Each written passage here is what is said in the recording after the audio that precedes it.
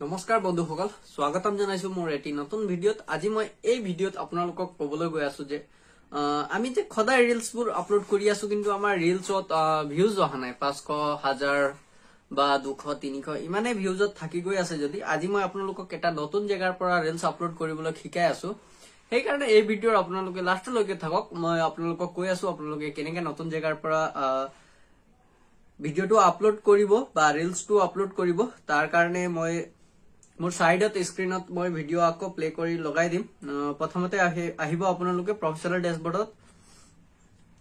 তাত আহাৰ পিছত প্ৰফেশনেল ডেশবৰ্ডত ক্লিক কৰিব। তাত ক্লিক কৰাৰ পিছত যোনটো ওপৰতে আপোনাৰ দেখাব কৌশিক, যেনেকৈ মোৰ আইডি আছে কৌশিক বাই, য'ত উইকলি চেলেঞ্জ দেখায়, তাত ক্লিক কৰিব। তাৰ পিছতে আকৌ উইকলি চেলেঞ্জ দেখাব, তাতে ক্লিক কৰি ল'ব। তাৰ পিছতে ওপৰত এচিভমেন্ট বুলি আছে অপশন, তাত ক্লিক কৰিব।